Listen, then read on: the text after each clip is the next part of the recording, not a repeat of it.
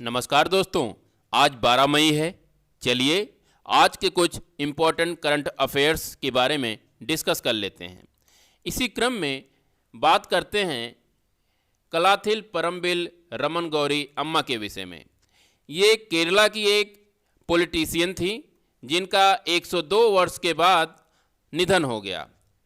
इन्हें केरला में कम्युनिस्ट आंदोलन शुरू करने के लिए जाना जाता है तथा ये केरला की पहली रेवेन्यू मिनिस्टर भी थी। साथ ही साथ इन्हें केरला के मॉडर्न फाउंडर के रूप में भी जाना जाता है।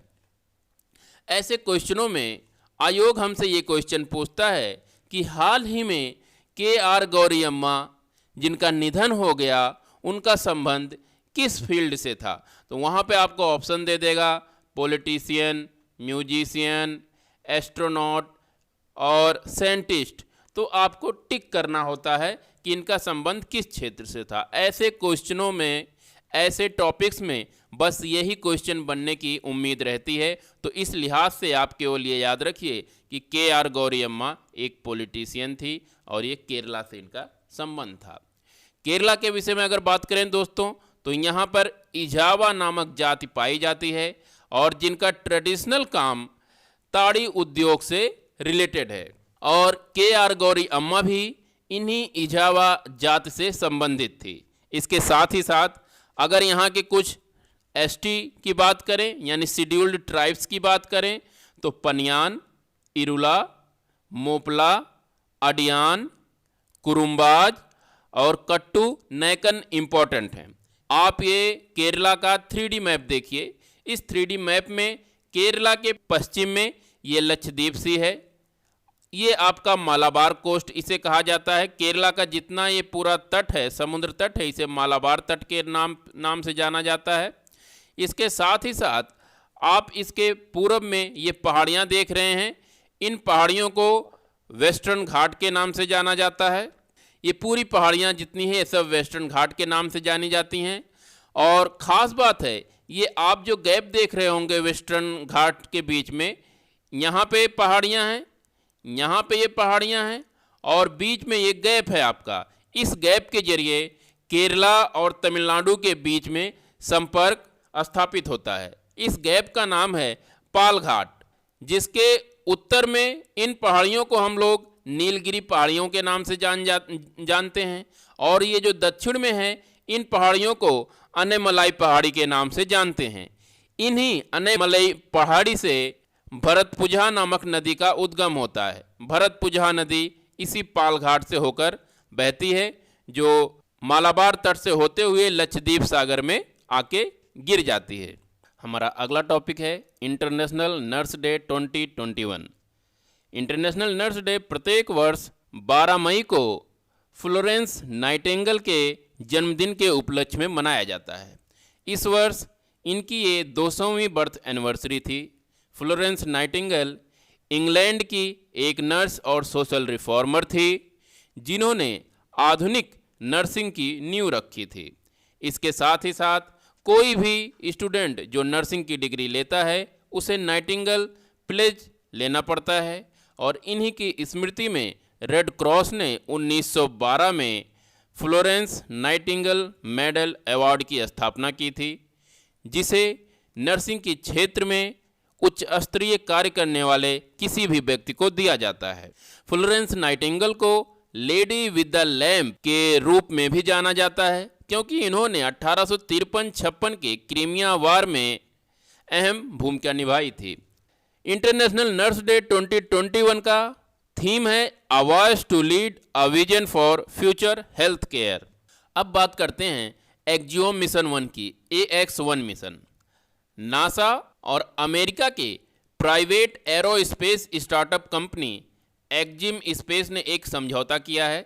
इस समझौते के तहत जनवरी 2022 के अंत तक एक्जियोम स्पेस अपने 4 एस्ट्रोनॉट को इंटरनेशनल स्पेस स्टेशन पर भेजेगा। इन चारों एस्ट्रोनॉट्स को स्पेस एक्स के ड्रैगन स्पेसशिप के द्वारा भेजा जाएगा और इस दल का नेतृत्व माइकल लोपेज एलेग्रिया करेंगे। अगर सब कुछ ठीक रहता है तो ये चारों व्यक्ति, जिसमें माइकल लोपेज एलेग्रिया, लैरी कोनोर, मार्क पैथी और आइटन स्टिबे शामिल हैं, इंटरनेशनल स्पेस स्टेशन पर जाने वाले प्रथम प्राइवेट एस्ट्रोनॉट हो जाएंगे। एक्जियोम स्पेस अमेरिका की एक प्राइवेट एरोस्पेस स्टार्टअप कंपनी है, जिसमें अक्सर नासा के ही भूतपूर्व एम्प्लॉयज द्वारा इस कंपनी का गठन किया गया है। इस कंपनी का मेन मकसद ये है कि ये अपना एक अलग स्पेस स्टेशन बनाना चाहते हैं, जिसका नाम इन लोगों ने एक्स स्टेशन रखा है। एक्स स्टेशन रखा है। इस एक्स स्टेशन को आप इमेज में भी देख सकते हैं। इसका ये ब्लूप्रिंट तैयार किया गया है एक्जियोम स्पेस के द्वारा, और इस स्पेस स्टेशन का उपयोग एक्जियोम स्पेस कमर्शियल गतिविधि के लिए करना चाहती है।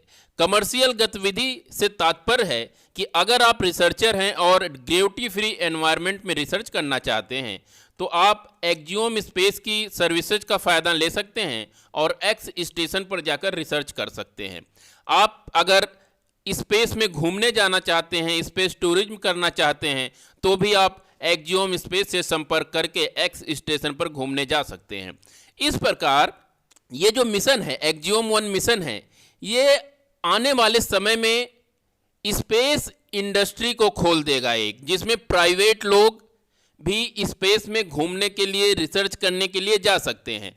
अभी तक क्या होता है, अभी तक आधिकारिक रूप से ही व्यक्ति इंटरनेशनल स्पेस स्टेशन पर जा सकते हैं, लेकिन इस मिशन के बाद जब एक्जियोम स्पेस अपना अलग एक्स स्टेशन स्थापित कर लेगा, उसके बाद आप लोग भी स्पेस में घूमने के लिए जा सकते हैं, स्पेस में रिसर्च करने के लिए जा सकते हैं। ये जो एक्जियोम मिशन 1 है, इसी कड़ी से जोड़ के देखा जा रहा है। यहाँ पे खास बात ये है कि 2030 तक जो इंटरनेशनल स्पेस स्टेशन है वो भी बंद हो जाएगा, उसे बंद करना पड़ेगा, उसकी अवधि 2030 तक है।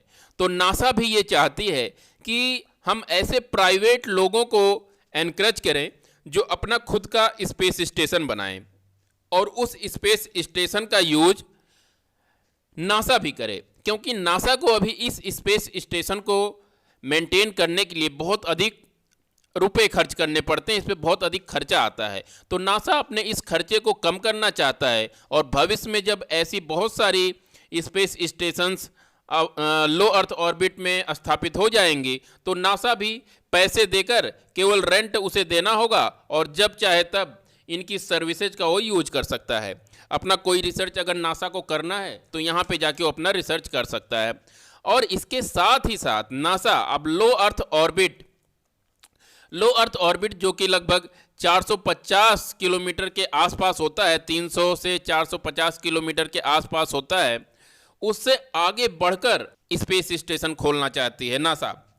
तो उसी क्रम में जो अमेरिकी प्रशासन है वो लो अर्थ ऑर्बिट को प्राइवेट कंपनियों के हाथों में देना चाहता है, प्राइवेट कंपनियों को प्रोत्साहित करना चाहता है कि वहाँ पे वो अपना खुद का स्पेस स्टेशन स्थापित करें और उसे कमर्शियल गतिविधि के रूप में उपयोग करें, जिससे अमेरिका का भी फायदा होगा। अमेरिका में एक प्राइवेट स्पेस इंडस्ट्री का डेवलपमेंट होगा। उसके साथ ही साथ नासा जो है वो और अपने रिसर्च पर फोकस कर सकती है। जो पैसा उसे इंटरनेशनल स्पेस स्टेशन के रखरखाव के लिए लगाना पड़ता है, उसे वो अपने दूसरे रिसर्च कामों में लगा सकेगी और इसके साथ ही साथ वो लो अर्थ ऑर्बिट से ऊपर के और जो ऑर्बिट्स हैं उसमें अपना रिसर्च फोकस कर सकती है। इसी क्रम में एक्जियोम मिशन 1 नासा और एक्जियोम स्पेस के बीच में हस्ताक्षरित हुआ है। तो ये रहे आज के कुछ प्रमुख इंपॉर्टेंट करंट अफेयर्स 12 मई के लिए। कल फिर मिलते हैं, तब तक के लिए नमस्कार।